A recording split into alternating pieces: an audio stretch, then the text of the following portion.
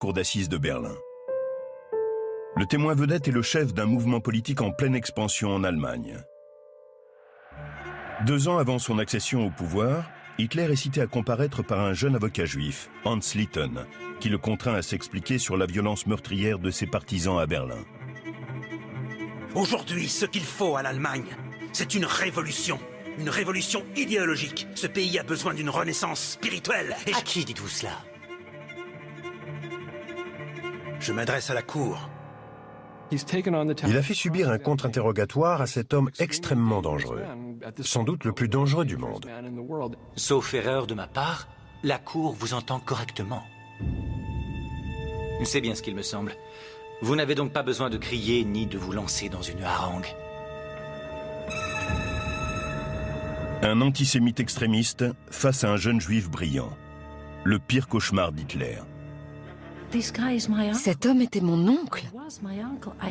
C'est si près et en même temps tellement loin. Ce qui est en jeu dans ce tribunal berlinois, c'est l'avenir politique d'Hitler. Ses méthodes brutales et ses ambitions totalitaires sont mises à nu par le jeune avocat. L'acquisition d'un pouvoir total peut faire croire que l'ascension d'un dictateur est irrésistible. Mais elle ne l'est jamais. Et elle ne l'était pas pour Hitler. Voici l'histoire d'un homme courageux qui a tenté de l'arrêter.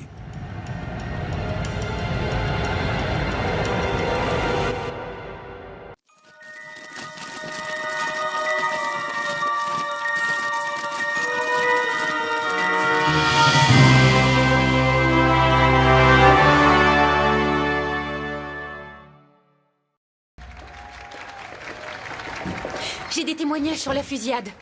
Tu sais, celle du Tanzpalast-Eden. Je suis au courant. Eh bien alors, tu dis toujours que dès qu'un procès est terminé, il faut déjà préparer le suivant. Tu en es sûr? Certaine. Je devrais tâcher de me détendre.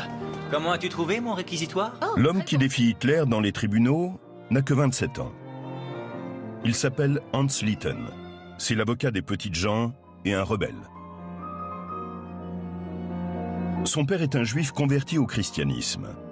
Hans se reconvertit. Il adore sa mère, Irmgard, qui lui a transmis un amour de l'art et de la poésie qui ne le quittera jamais. Mais le milieu bourgeois où il est né ne convient pas à Hans et il l'abandonne.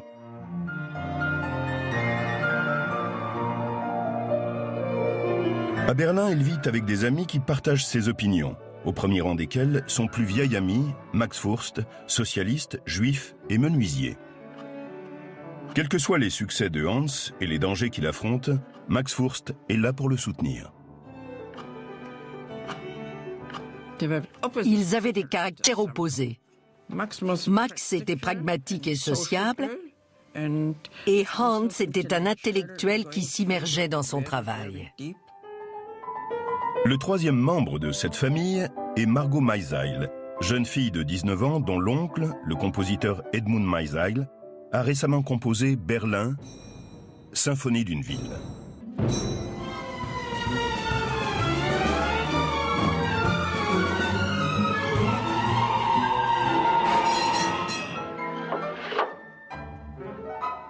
Les deux hommes sont amoureux de Margot. Max remporte son cœur et Hans le lot de consolation. Margot devient son assistante juridique.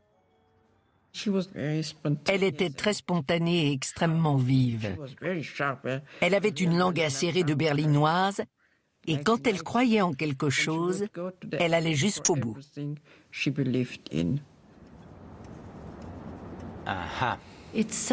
C'est incroyable ce qu'ils ont fait tous les trois. Ils vivaient en communauté, ils partageaient le même appartement, la même vie, les mêmes combats politiques. Écoutez un peu ça. Je viens d'avoir une idée complètement folle. Ah bon, Hans? Mais oui, une idée formidable. Hans était la troisième personne dans ce mariage. Il était toujours présent et partageait tous les menus détails de la vie de famille. Hans était constamment présent dans notre vie. Je me souviens de lui comme d'un second père. Quand j'étais petite, je l'appelais le grand homme à lunettes.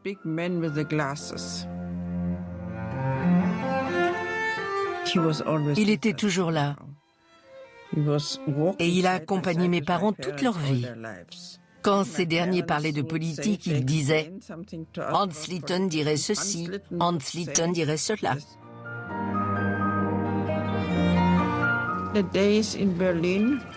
J'ai un merveilleux souvenir de ces années à Berlin.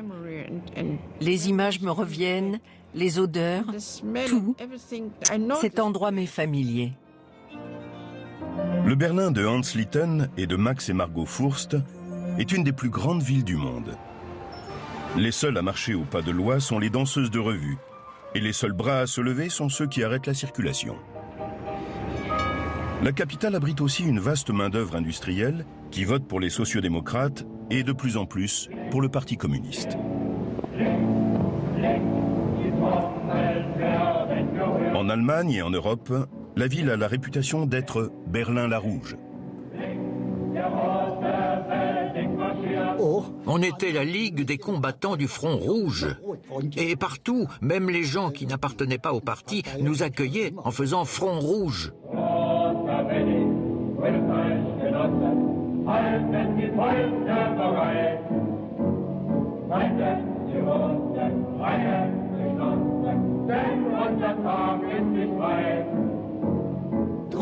Là-bas, il y a les fascistes. Là-bas, à l'horizon. Wedding le rouge, tu dois te préparer. Front rouge, front rouge. C'est ce qu'on chantait, plus ou moins. Ça fait plus de 80 ans maintenant. C'est le Berlin de la République de Weimar.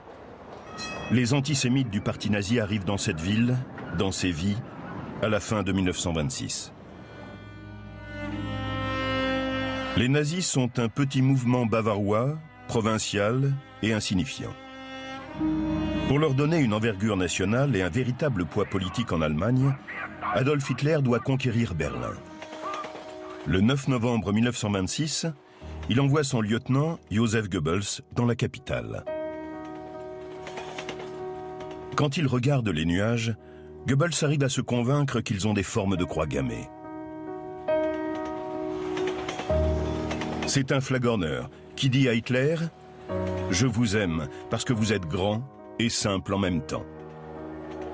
Mais c'est aussi un homme qui sait que des objectifs politiques peuvent être atteints avec des armes. L'arrivée de Goebbels dans la capitale va changer la face de Berlin.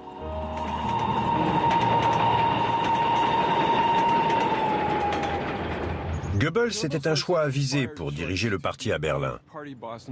À ce moment-là, en 1926-1927, les nazis essayaient de toucher un nouvel électorat, les ouvriers industriels urbains.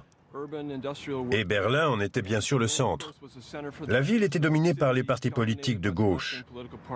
Goebbels savait que le défi pour les nazis était de capter l'attention à Berlin. Son instrument pour conquérir Berlin, les SA, les sections d'assaut, les funestes chemises brunes.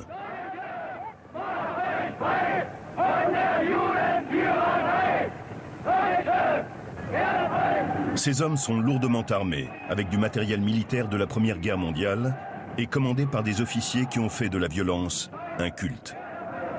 Goebbels savait qu'il leur fallait faire les gros titres, et il les obtenait avec la violence et la provocation en investissant les quartiers dominés par les communistes et en provoquant des incidents. Les SA arrivaient dans un quartier et s'installaient dans des tavernes. Ces hommes sont arrivés dans ce quartier vers la fin de 1930 et se sont regroupés dans une taverne qu'ils ont choisie parce qu'elle se trouvait à proximité des quartiers rouges. Ici, c'était un quartier socialiste. La plupart des ouvriers votaient communistes ou social-démocrates. Environ 30 000 personnes vivaient dans cette toute petite zone.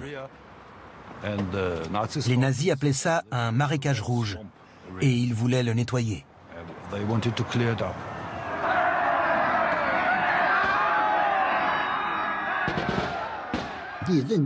C'était toujours eux qui commençaient. Ils arrivaient en voiture et puis boum boum dans la taverne. Oui, c'était la méthode des fascistes.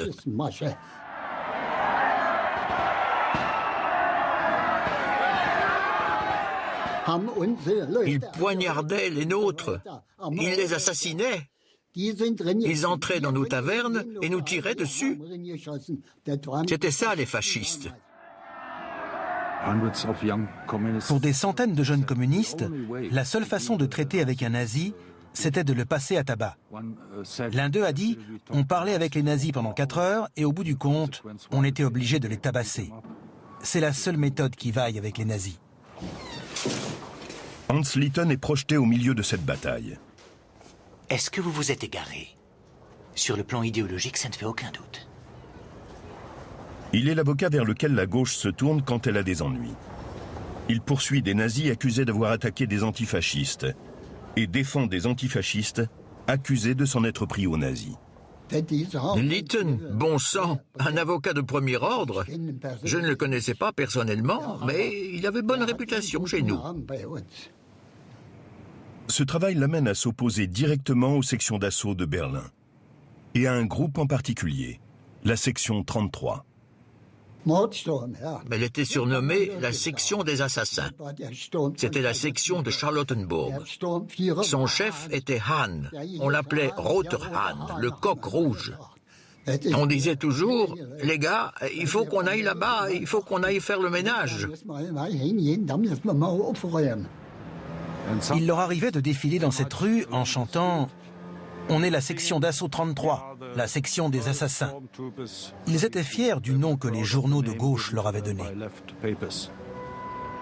La sauvagerie de ces hommes va être sans limite dans la bataille pour Berlin.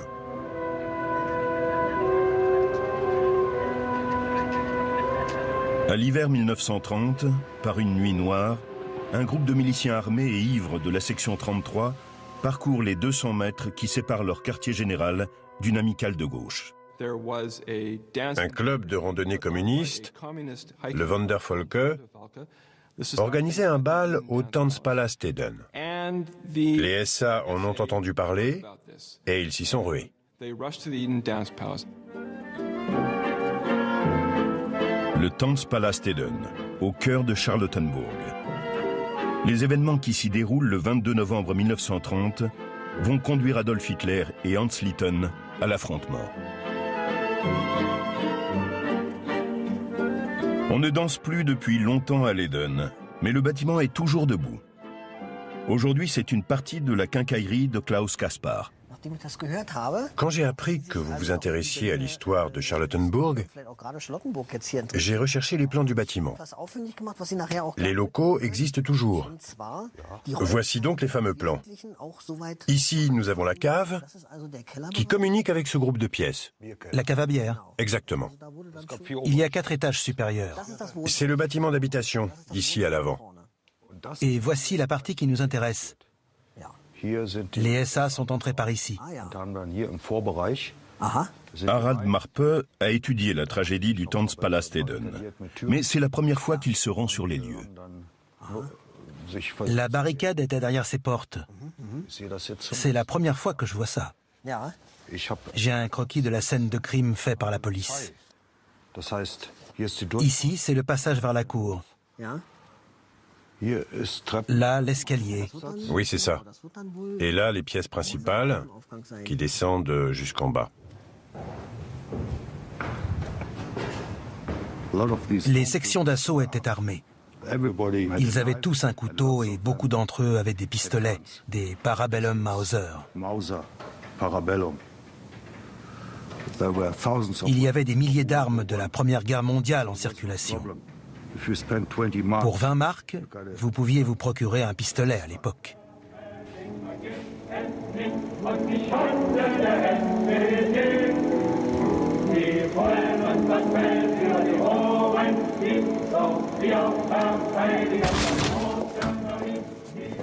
C'est étrange d'être ici.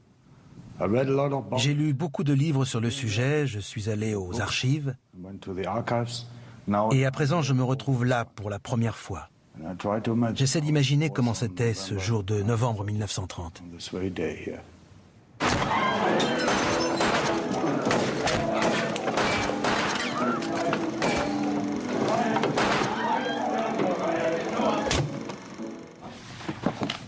C'était l'un des SA. Il s'appelait Berlich et habitait au coin de la rue. Ce sont les chemises brunes impliquées dans l'attaque.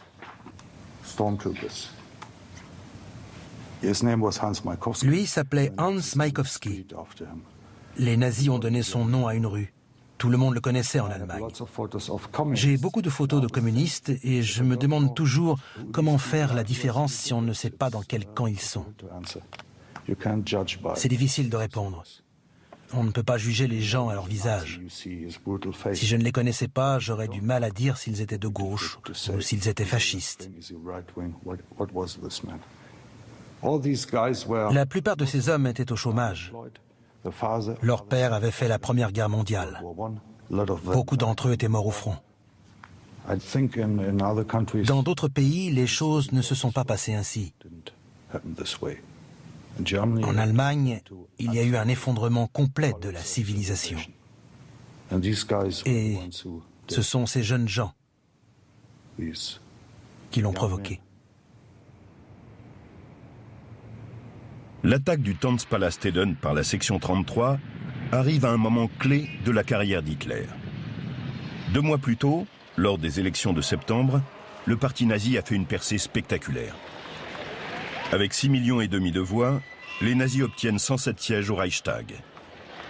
Le groupe fanatique marginal est maintenant un parti puissant. Du jour au lendemain, Hitler est devenu une figure majeure de la politique allemande. Le démagogue et l'orateur clandestin des années 20 qui avait mené une tentative de coup d'État en 1923 a alors tenté de changer son image et de se réinventer en homme d'État. Hitler jure sous serment que son parti et lui ont tourné le dos à la violence. La déclaration plaît à ces nouveaux sympathisants des classes moyennes, mais scandalise les paramilitaires des sections d'assaut. Hans Litten, qui a été engagé pour défendre les victimes de la fusillade du Tanzpalasteden, s'engouffre dans la brèche. Vous devriez appeler Hitler comme témoin vedette. Cette affaire aurait alors un impact bien plus grand. La démarche audacieuse de Hans consiste à citer Hitler à comparaître. L'avocat est convaincu que le leader nazi ne pourra pas défendre les chemises brunes sans effrayer ces millions de partisans des classes moyennes. Ce procès serait la grosse attraction de Berlin. Les membres de sa section d'assaut au banc des accusés. Ses nouveaux amis qui le soutiennent financièrement assis dans la salle d'audience, chacun pensant contrôler Hitler.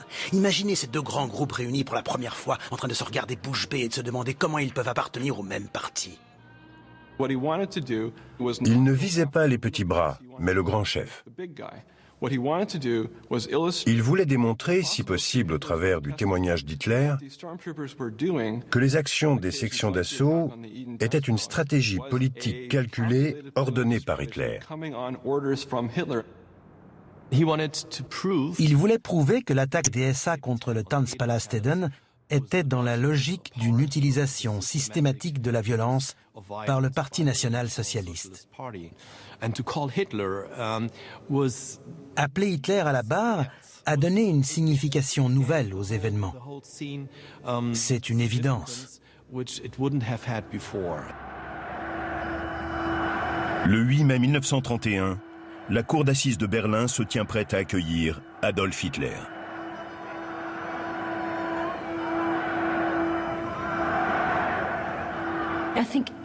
Tout le monde avait conscience de l'importance de cette journée. Les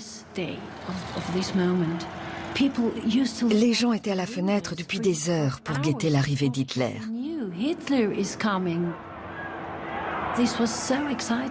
La convocation d'Hitler faisait sensation.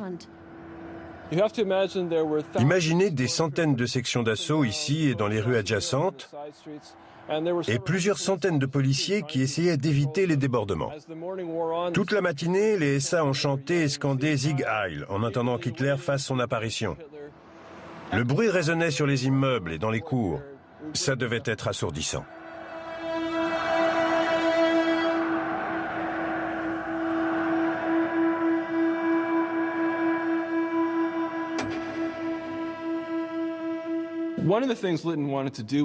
Lytton voulait placer Hitler face à un dilemme, car tout ce qu'il dirait lui nuirait. Témoin suivant. Adolf Hitler. J'appelle le témoin Adolf Hitler. Soit Hitler allait dire à la barre « Notre parti est légal », et cela risquait de créer une rupture entre les sections d'assaut et l'organisation politique du parti nazi, soit il allait soutenir les actes des SA en disant « Oui, c'est ça notre parti » et perdre ainsi les électeurs des classes moyennes qu'il tentait à tout prix de conquérir. J'ai une autre question pour vous, monsieur Hitler. Comment définiriez-vous le rôle de cette section d'assaut? C'est l'association sportive du parti. Elle propose des cours d'autodéfense. De jiu-jitsu. C'est possible, je ne connais pas toutes les disciplines qu'on y enseigne. Mais alors quand ces deux hommes, ces deux humbles pratiquants de jiu-jitsu, sont entrés au Tanzpalasteden pour s'en prendre à des innocents, s'agissait-il d'autodéfense? Hitler n'était pas habitué à ce rôle de témoin, ni au cadre de la procédure judiciaire, alors que Lytton était un avocat pénaliste de haut vol. Il était donc bien préparé et savait manier les règles du prétoire. C'est ce qui a mis Hitler hors de lui. Encore une ruse d'avocat. Je vous demande pardon. C'est le coup classique. Votre seul talent est d'exceller dans la ruse et la tromperie. Quand vous dites « vous », est-ce que vous vous adressez à moi ou bien à mes semblables? Dans le fantasme antisémite, les avocats sont juifs. Le métier d'avocat est la profession juive typique. Hans Lytton est la convergence de ces deux images antisémites. Hitler était incapable de percevoir la personnalité derrière la figure de l'avocat juif. On ne préside pas au destin d'une nation en ménageant... Pendant 3 heures, Hans Lytton questionne Adolf Hitler sur toutes les actions violentes des nazis. Mais son coup de maître va être de s'en prendre aux œuvres de Joseph Goebbels, l'homme d'Hitler à Berlin. Goebbels avait écrit un pamphlet dans lequel il prônait la prise du pouvoir par la violence. Ce pamphlet avait été imprimé par l'éditeur officiel des nazis et portait le sceau du parti. Dans son pamphlet traitant du national-socialisme, pages 18 et 19, à la question « Que se passera-t-il si les nazis bénéficient du soutien de ces bandes d'individus violents mais pas de la majorité du peuple allemand ?» Voici ce qu'il répond. « Dans ce cas, il nous faudra serrer les dents et nous atteler sérieusement à notre préparation. Nous marcherons ensuite tous ensemble sur Berlin et deviendrons de vrais révolutionnaires. Nous chasserons les parlementaires jusqu'au dernier et nous fonderons alors un nouvel État grâce au courage et au poing des Allemands. » Dites-moi, monsieur Hitler, est-ce que tout cela est également une métaphore? Au procès du Tanzpalasteden, Hans Lytton montre à l'Allemagne le vrai visage d'Hitler. Après cela, plus aucun Allemand adulte ne pourra prétendre que le parti nazi est un parti des classes moyennes, respectueux des lois, ou que c'est uniquement un parti de paramilitaires violents. C'est clairement les deux à la fois. Lytton est convaincu qu'Hitler sera affaibli par cette révélation. Le leader nazi n'oubliera jamais cette épreuve. Ce jour-là, il a été profondément blessé. Hélas, pas suffisamment pour qu'il ait une crise cardiaque sur place. Ça aurait été formidable. Mais le coup n'a pas été assez fort pour l'empêcher de réaliser son rêve terrible d'une grande Allemagne. Hans Lytton et ses amis comprennent rapidement que les partisans respectables d'Hitler n'ont pas été ébranlés par le procès. Ils sont prêts à passer outre sa violence. Et au cours des mois suivants, l'étoile d'Hitler continue de monter. En 1933, il pèse 11,5 millions de voix. Et les hommes politiques conservateurs de la République de Weimar commencent à le courtiser. Persuadés qu'ils peuvent rallier Hitler et que l'exercice du pouvoir le domptera, ils l'invitent à rejoindre le gouvernement. Avec la bénédiction des puissants, il est intronisé chancelier du Reich le 30 janvier 1933. Cette nuit-là, les sections d'assaut se rassemblent dans le centre de Berlin. Maintenant, la ville leur appartient.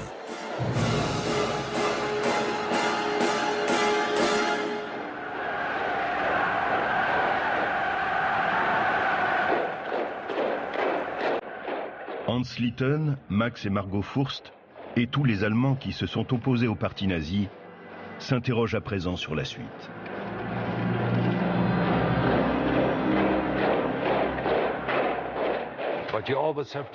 Personne ne pouvait deviner ce qui allait se passer après 1933. Personne.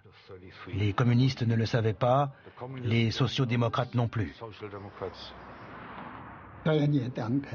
Impossible. Nous, les communistes, nous étions un parti fort et nous étions en pleine ascension. Mais non, en 1933, une victoire rouge était inconcevable.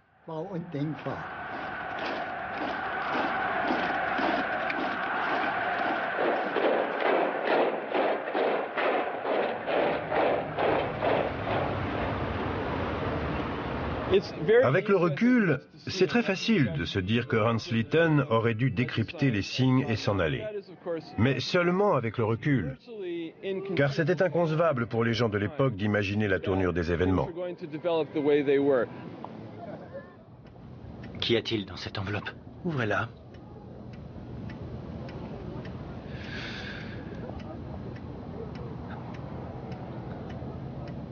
Paris? C'est très gentil à vous, Rudolf, mais je dois refuser. Donnez-moi une seule. Il ne pouvait pas. Hans était comme ça. Il ne pouvait pas faire ça. Il ne pouvait pas abandonner ses clients. Il ne pouvait pas les laisser seuls. Il se sentait responsable d'eux. Il était avocat. Sa vie était ici, son travail était ici, ses clients étaient ici. Pour Hans Litten, l'idée de quitter le pays et ses clients était absurde. Alors il est resté. «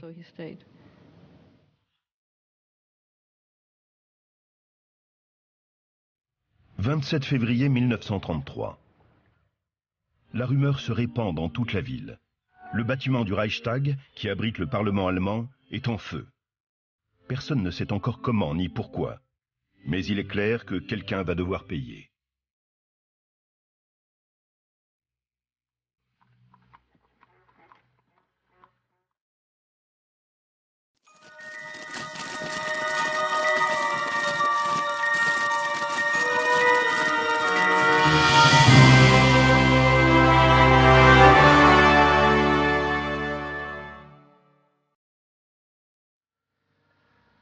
Pour la plupart des Berlinois, cette nuit du 27 février est une nuit ordinaire.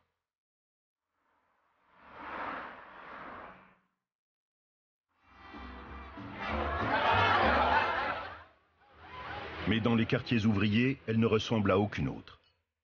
Les sections d'assaut investissent les rues. Et à présent, ils portent des insignes de police. Hitler affirme que le Reichstag a été incendié par les communistes.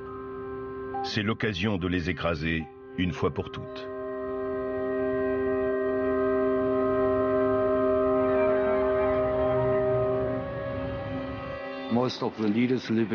La plupart des dirigeants qui vivaient ici, dans notre quartier, ont été arrêtés et emmenés par les SA.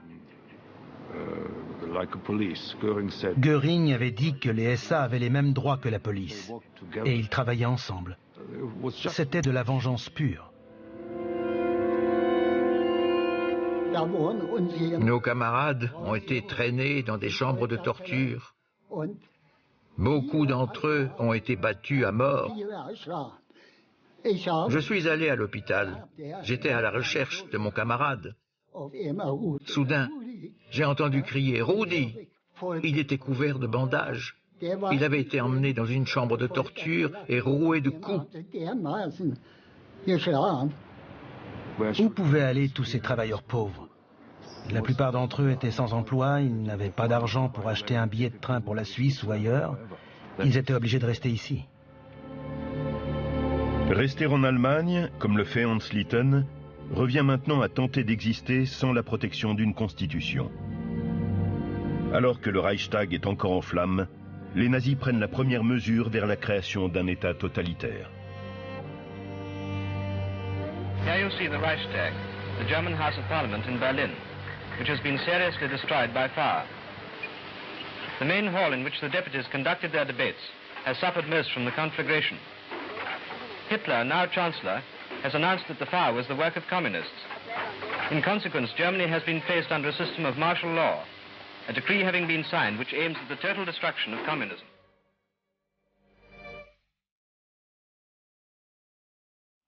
Le décret pour la protection du peuple et de l'État, comme il s'intitule, autorise les nazis à utiliser la police pour rafler leurs principaux opposants politiques. Hans Litten est l'un d'entre eux. Il est arrêté et conduit au commissariat d'Alexanderplatz. Pour les communistes, c'était un avantage d'être ramassé par des policiers. Hans Litten a été arrêté par la police. Il a été relativement chanceux. À ce moment-là, personne ne savait ce qui allait se produire. Même Max et Margot Furst n'étaient pas trop inquiets, car c'était déjà arrivé auparavant, et la police était moins terrible que les SA.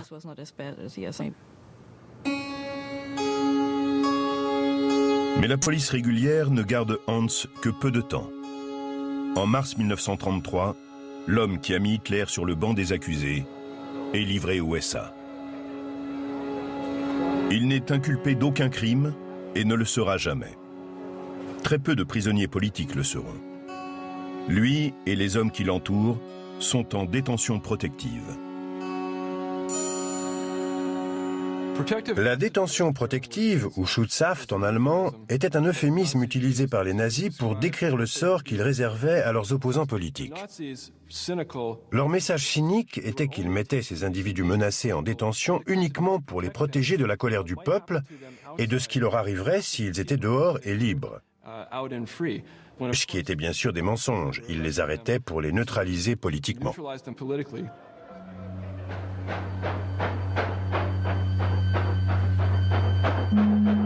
Avant Auschwitz, Treblinka, Bergen-Belsen et Dachau, le premier nom à symboliser l'horreur nazie va être Sonnenburg. À 50 km à l'est de Berlin, sur le site d'un pénitencier, un camp de concentration, mot nouveau en Allemagne, a été créé. Hans Litten y est envoyé le 6 avril 1933. Artistes, intellectuels, avocats, leaders syndicaux, tous sont à Sonnenburg.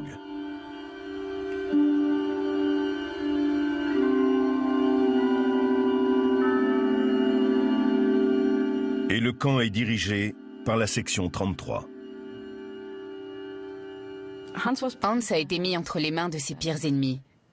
Non seulement entre les mains des SA, mais des hommes qu'il avait combattus devant les tribunaux, la tristement célèbre section 33. On a vraiment eu affaire ici à une vengeance personnelle. Hans Litten était en tête de la liste des hommes haïs par les membres de la section 33.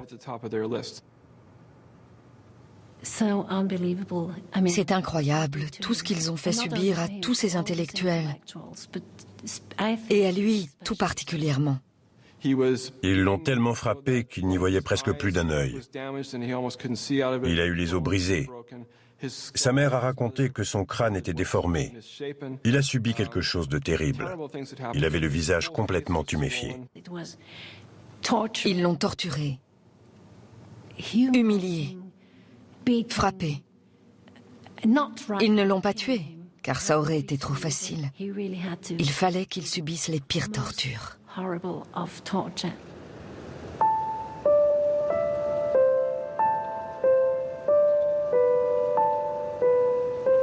Des SA entrèrent dans la cellule de mon fils la nuit en disant « Maintenant on va t'abattre.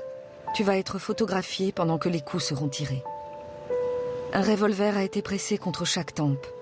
La lampe torche a été allumée. L'appareil photo a été déclenché, mais aucun coup n'a été tiré. Avec de telles plaisanteries, les SA s'amusaient pendant des heures, voire des jours. Le choc a été immense. Même si on méprisait le système juridique de l'État bourgeois, le droit existait. Les gens avaient grandi dedans, l'avaient étudié, vivaient en son sein et croyaient en lui. Et il a été réduit à néant en l'espace de quelques semaines. Si vous étiez passé à tabac, il n'y avait plus personne vers qui se tourner. Irmgard Lytton a tenté de faire appel, mais elle s'est rendue compte que toute possibilité de recours avait disparu. Ça a dû être un réel choc de se retrouver soudain sans protection. Elle a été extraordinaire. Elle a frappé à je ne sais combien de portes pour aider Hans à sortir de cette situation, ou du moins pour rendre sa vie un peu moins atroce. Mais rien n'y a fait. Même ceux qui voulaient l'aider lui ont dit que c'était impossible. Dès qu'il prononçait le nom de Lytton, on leur opposait un nom sans appel. 5 semaines après l'emprisonnement de Hans à Sonnenburg, les nazis proclament au monde entier qu'ils brûlent les livres. Le 10 mai 1933, sur l'Opernplatz, dans le centre de Berlin, un autodafé est organisé devant les caméras par le nouveau régime. Après avoir fait disparaître le droit, l'État décrète qu'il n'a pas besoin de l'écrit. J'y suis allée en espérant voir d'autres membres de notre groupe.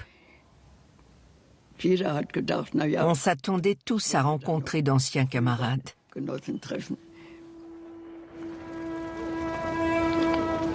Les SA de Berlin ont récupéré plus de 40 000 livres. Des ouvrages dont les textes ou les auteurs offensent l'esprit nazi. Tous sont jetés dans les flammes. Les gens grimpaient sur les lampadaires pour regarder la scène. Un orchestre militaire jouait Volksgewehr et d'autres chants nazis. C'était une atmosphère atroce. Les livres étaient jetés au feu sous les hurrahs de la foule.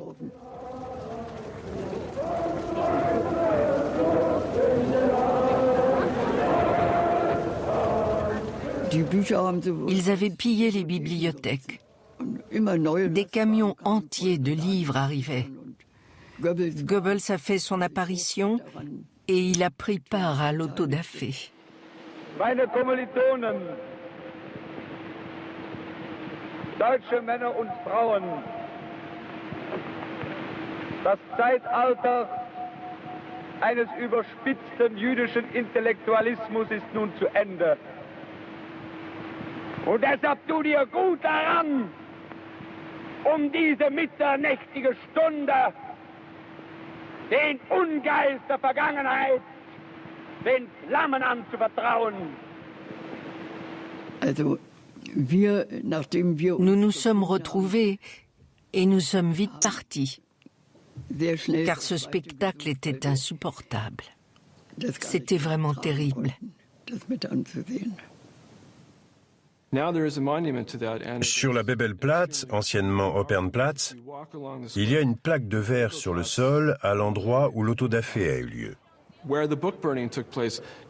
Quand on regarde dessous, on voit une bibliothèque aux étagères vides. Cela reflète parfaitement la doctrine nazie. Les livres étaient brûlés et la vie de l'esprit était annihilée en Allemagne. Je ne veux même pas y penser.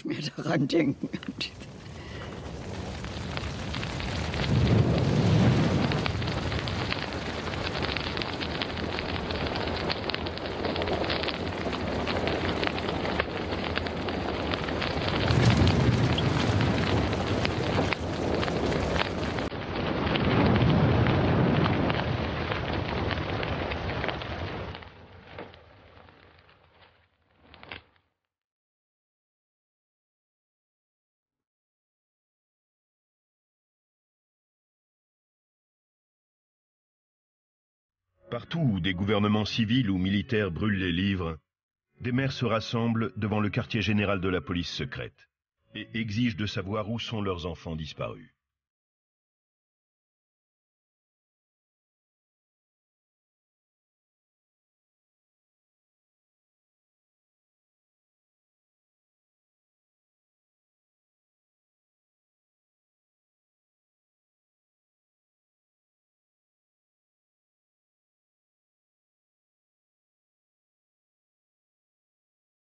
En 1933, Irmgard Litten devient un visage familier devant le siège de la Gestapo à Berlin.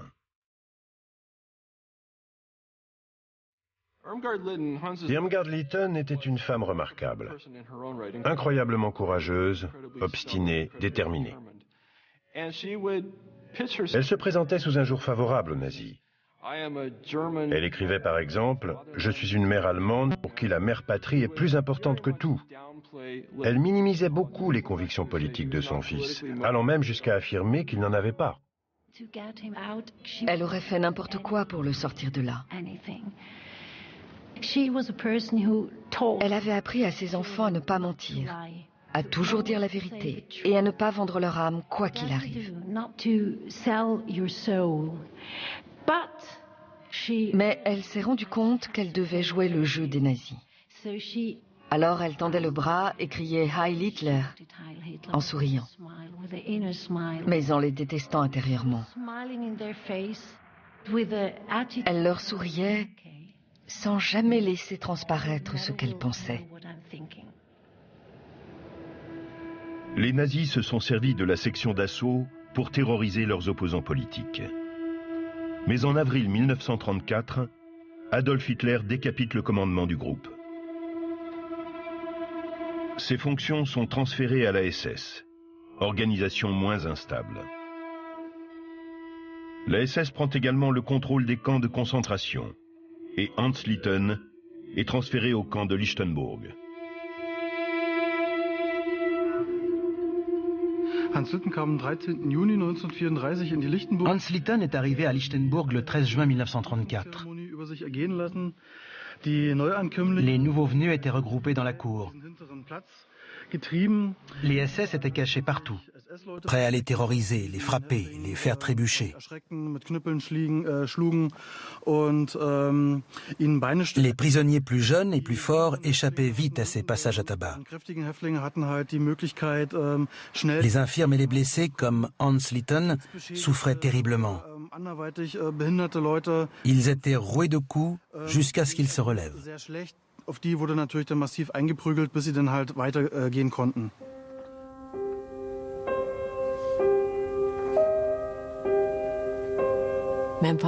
Mon père était prisonnier ici à Lichtenburg. Hans Litten était également prisonnier ici. Mon père parlait beaucoup de lui. Il avait même fait son portrait. Apparemment, ils étaient sur la même longueur d'onde.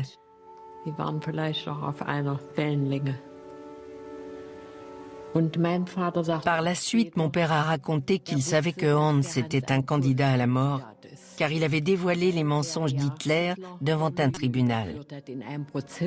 Il savait qu'il ne ressortirait pas de là vivant. Sa mère aussi le savait.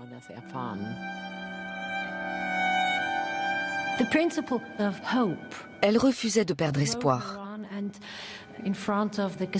Elle a dit à la Gestapo, « Le monde entier sait que vous pratiquez la torture sur les prisonniers politiques. » Ils lui ont répondu, « Vous feriez mieux de ne pas dire ça. Nous n'avons rien entendu. » Et elle, « Alors je vais le répéter encore et encore. Ce que vous faites va à l'encontre de la dignité humaine.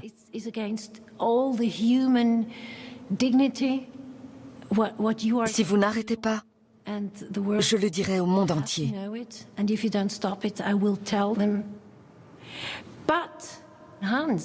Mais Hans avait blessé Hitler si profondément qu'il n'aurait jamais pu lui pardonner.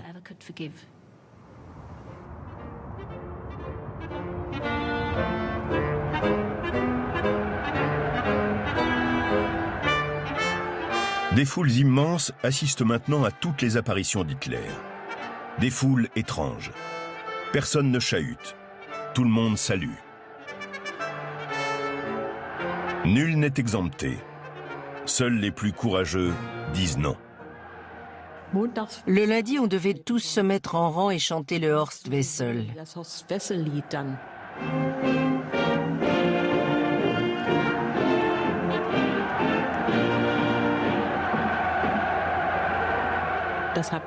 Je ne l'ai jamais chanté.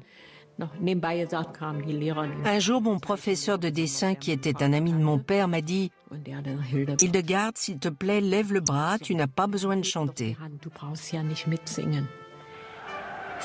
J'ai répondu « Je ne chante pas et je ne lèverai pas le bras non plus. » Que pouvait-il faire? Heil Moscou! On criait toujours ça quand on se disait au revoir. Heil Moscou!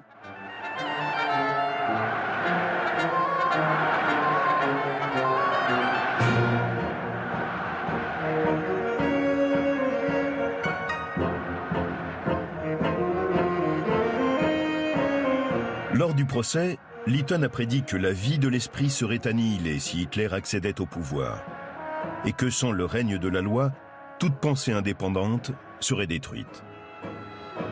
Mais il va prouver la résistance de l'esprit humain. À Lichtenburg, un officier SS dira même de lui qu'il est un miracle d'érudition.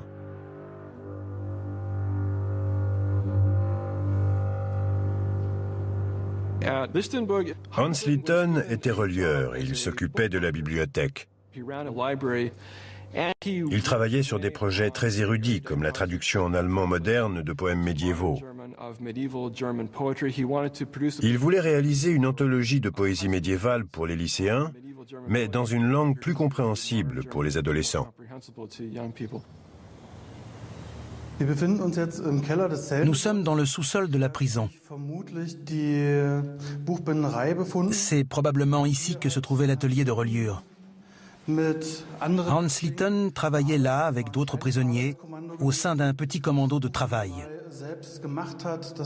On ne sait pas ce qu'il faisait précisément et on ignore la configuration exacte de l'atelier. S'il occupait la totalité de la surface ou seulement une partie.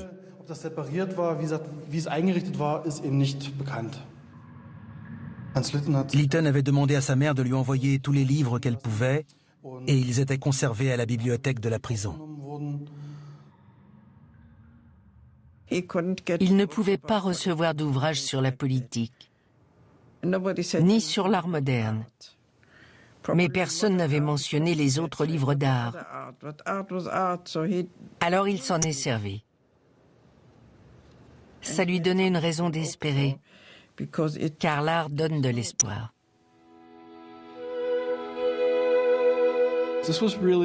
C'était sa façon de résister aux nazis, même entre les murs du camp de concentration.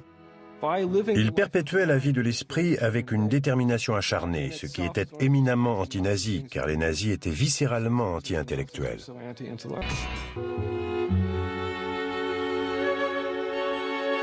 Le 20 avril 1935 est la date du 46e anniversaire d'Adolf Hitler. Toute l'Allemagne se doit de le fêter. À Lichtenburg, les prisonniers ont ordre de préparer quelque chose de beau pour célébrer ce grand jour. Le choix de Lytton va l'être. Les gardes sont postés tout autour.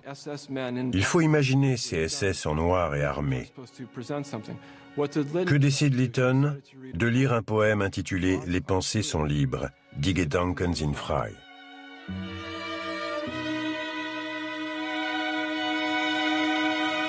Les pensées sont libres. Qui peut les deviner? Elles passent en bruissant comme des ombres nocturnes. Nul homme ne peut les connaître, nul chasseur ne peut les atteindre, car il en est ainsi. Les pensées sont libres. Arrive donc ce qui doit arriver, et si cela m'advient, que tout se passe dans le silence. Mes souhaits et mes désirs, personne ne peut les retenir, car il en est ainsi. Les pensées sont libres. Et si on m'enferme dans un sombre cachot, ce sera tout à fait en vain qu'ils essaieront. Car mes pensées détruisent les barrières et brisent les murs. Les pensées sont libres.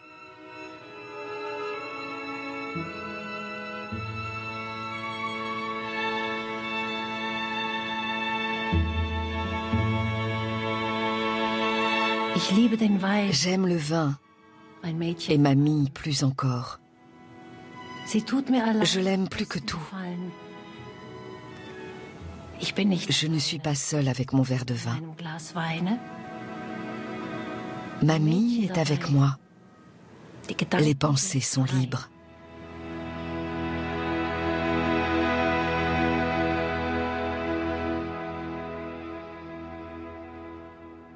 En février 1936, Hans est le prisonnier d'Hitler depuis 3 ans. Cette année-là, Irmgard fait une dernière tentative désespérée pour persuader le dictateur de libérer son fils. Elle se tourne vers la Grande-Bretagne. Elle a réussi à convaincre un groupe d'éminents hommes politiques britanniques d'écrire à Hitler pour lui demander la libération de Lytton. La réponse est un très long exemple de propagande nazie. L'argument le plus absurde était que la révolution nazie serait considérée dans les années à venir comme une révolution modèle, ne pouvant être accomplie que par des individus ayant un niveau de culture suprême. Il poursuivait en disant que Lytton était un communiste extrêmement dangereux, dont la libération représenterait une menace bien trop grande. La réponse est parue dans la presse allemande avec ce titre qui résumait tout. Lytton reste où il est. Hitler a pris un jeune avocat brillant et aimé de tous, un homme qui a mis son pays en garde contre le fascisme, et il l'a détruit. En octobre 1937, Hans est transféré une dernière fois. Il se retrouve à Dachau. Irmgard Lytton est autorisée à lui rendre visite. Elle n'a pas vu son fils depuis 3 ans.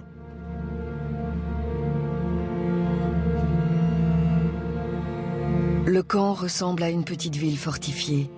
Une rue longue et large le traverse au milieu avec de longues baraques de chaque côté.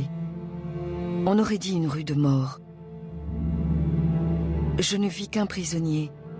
Il nettoyait une fenêtre et une sentinelle armée se tenait près de lui.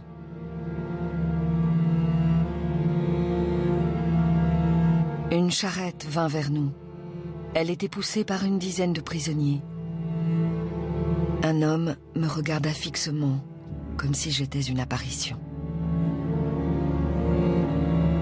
Quand Hans est conduit devant sa mère, elle voit pour la première fois qu'une étoile jaune a été cousue sur son uniforme de prisonnier.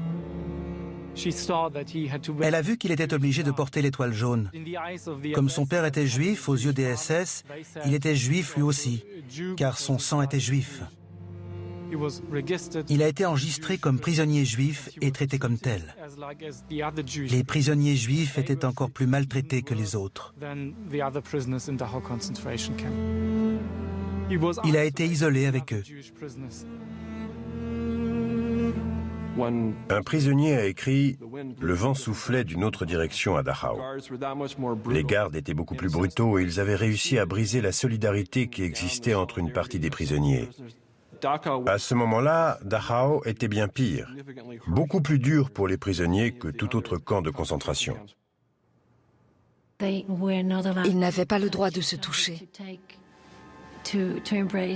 Elle n'a pas pu prendre Hans dans ses bras. Ils étaient séparés par une table et un SS surveillait tout. Elle n'a vu que sa tête. Hans ne pouvait quasiment plus parler. Il n'avait plus aucune lueur dans le regard. Il lui a fait une remarque qui, elle l'a compris plus tard, était son adieu.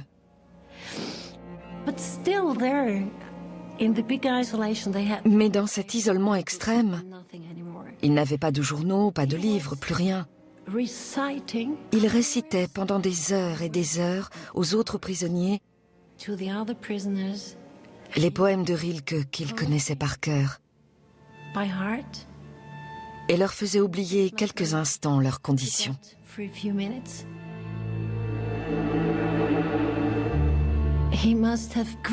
Il devait être devenu tellement grand et fort. C'est ce qui me touche plus que tout, plus encore que son combat contre Hitler.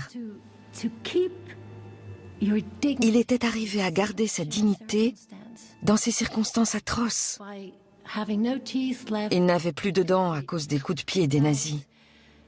Il était quasiment aveugle à cause de leur passage à tabac incessant. Il avait eu les jambes brisées à plusieurs reprises et avait des problèmes cardiaques. Il partageait tout ce qu'il avait. Il disait toujours « Je n'en ai pas besoin, j'ai mes poèmes ».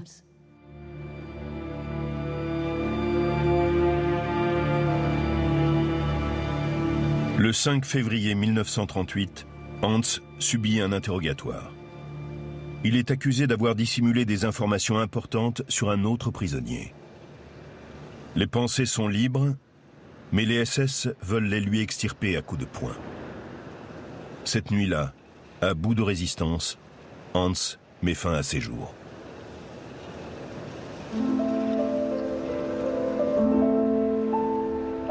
Il y a eu des Hans Litten en Argentine dans les années 70, quand 200 avocats ont été assassinés par la dictature. Il y en a eu au Chili et plus tard en Colombie ou au Mexique. En Syrie, peut-être. C'est le premier nom qui me vient à l'esprit. Il y a tellement de pays où règne l'oppression et la persécution politique. On pourrait en citer beaucoup. On trouverait peut-être des gens comme lui en Russie. Et il y a des avocats qui défendent les droits de l'homme dans des pays comme l'Iran. Dans tous les pays où il y a un gouvernement problématique, espérons qu'il y aura au moins un avocat courageux comme Litten pour se dresser contre l'oppression.